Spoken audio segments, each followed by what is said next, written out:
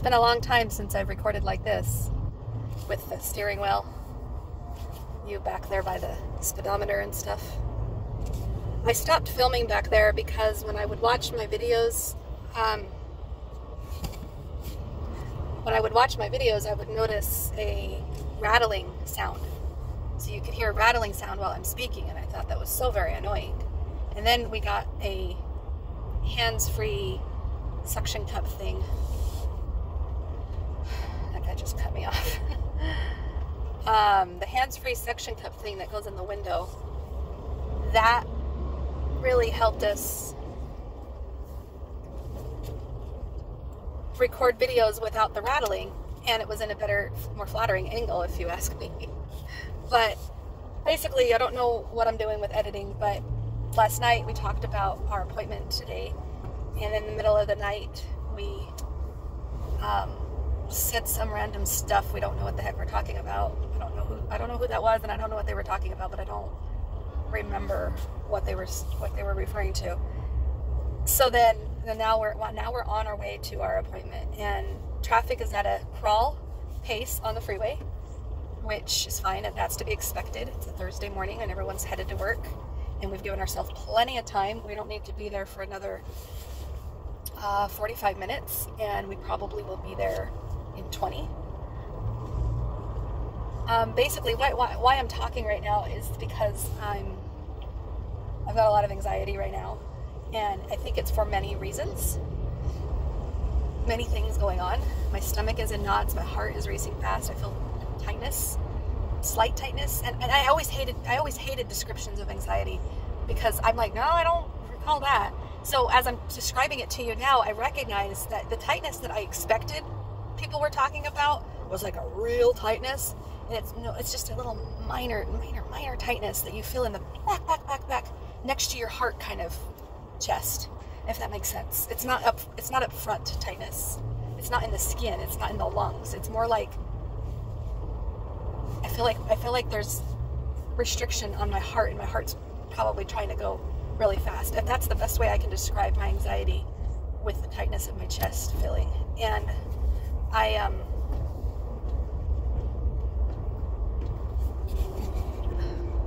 hold on, I'm so confused right now.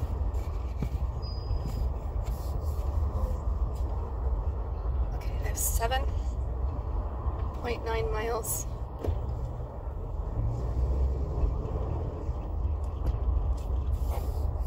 I just recognized that my little Google map closed out when I started recording, so I wanted to make sure I knew what I was doing. Anyway,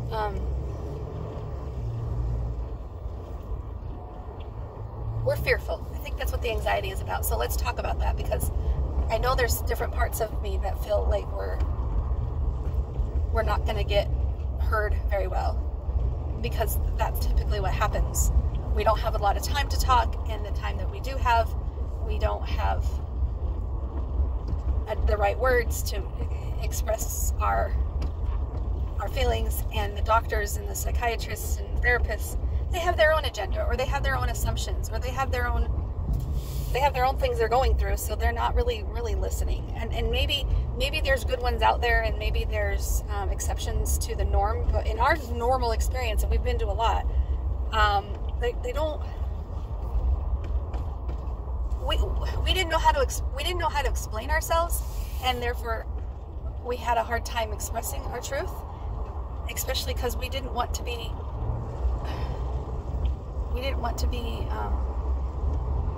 hospitalized or a danger. We didn't want anybody freaking out, even the doctor, right? We were just really wanting to tap the surface of the depression stuff before, and that was the biggest problem. Everything else that we were experiencing wasn't as much of a problem as much as the depression was. And so now that the depression we feel is more manageable than ever before, now what we're aiming for in therapy and in this diagnosis seeking is, we want confirmation that we are experiencing what we're experiencing. We just want a professional to tell us, yes, it is OSDD, or yes, it is d.i.d, or no, actually it's psychosis. And I think that's why we keep feeling this anxiety, is because, yeah, you probably hear it getting louder because I've picked up on speed, and now it gets louder. But anyways, we are fearful that a psychiatrist is going to look at our symptoms and label them as psychosis or schizophrenic or something, because it's not been completely off the table, especially when we relate to schizophrenic people and their symptoms. We've been watching a couple videos.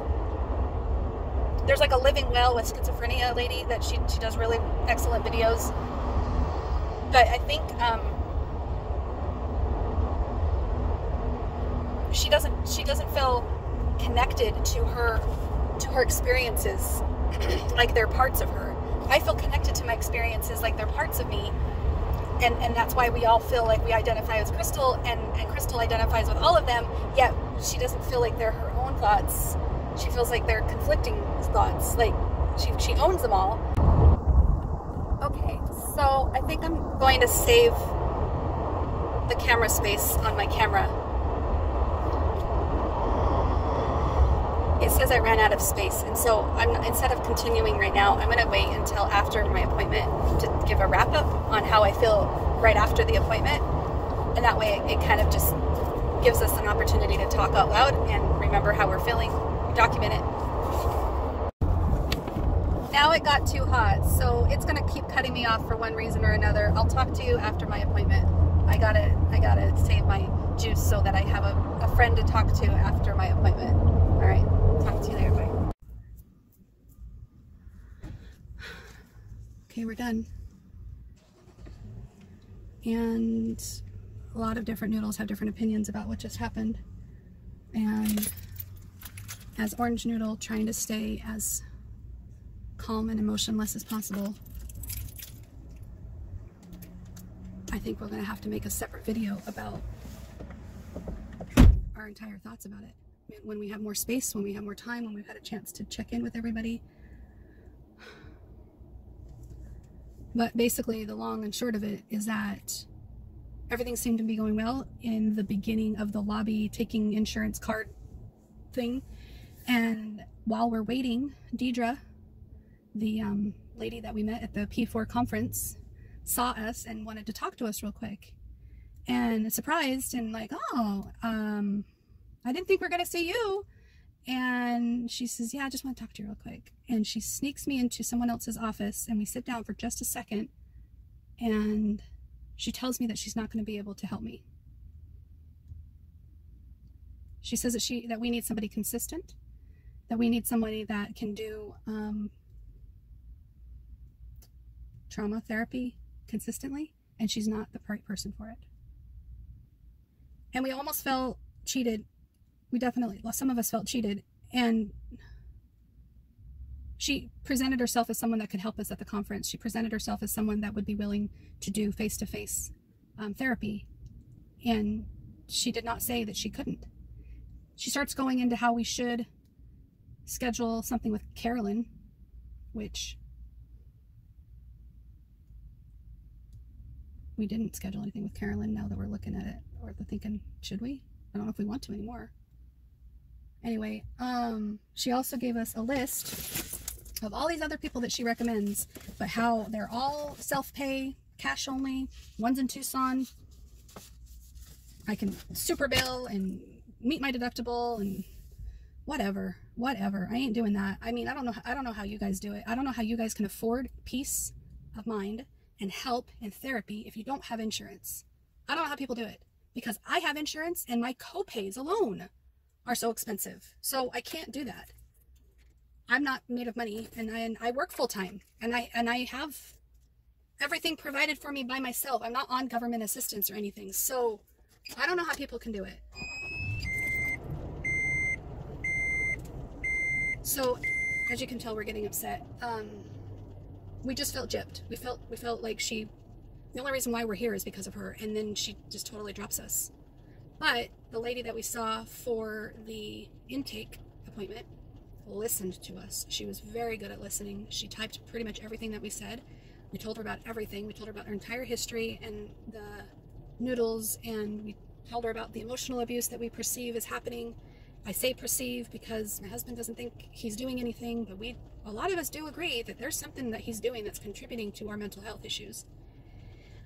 I told her how psychiatrists' tests and even their tests are not complete. They don't talk about, do you feel emotionally safe right now in your environment? Did you feel emotionally safe to speak up when you were a child? Do you feel like you are going to get hurt if you should speak up? Do you feel like your physical safety is in danger? All right, I gotta go. Bye. It's closing out on me. I hate this thing. Oh, never mind. It says that it's getting too hot. Let's see. It's not getting too hot. It feels completely fine. It just said multi-windows closed. Anyways, I'm not really sure how to help myself and advocate for myself if professionals and doctors and people are not willing to listen. But this woman was able to listen, and she wrote everything down, and we really appreciate her listening. And she didn't push us on meds. I told her right then and there, I'm not going to be consistent on meds. It's not that I don't want to, it's just I can't get all the parts of me to agree on that, and we aren't going to be consistent, so I don't know why we're going to try. I'm not even going to start putting that crap in my body and go through all the side effects again just to try to force myself to have pills that I don't want to take. So yeah. Anyways, that's kind of the wrap up on everything. I mean, there's more details, and we're going to be doing a neuropsychological exam from another office, and they're going to be testing different things, but they're also wanting to do a mind map on my brain, and that's going to be completely out of pocket, and I think it should be helpful though.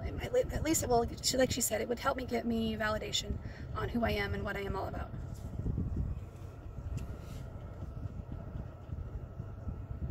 This is just a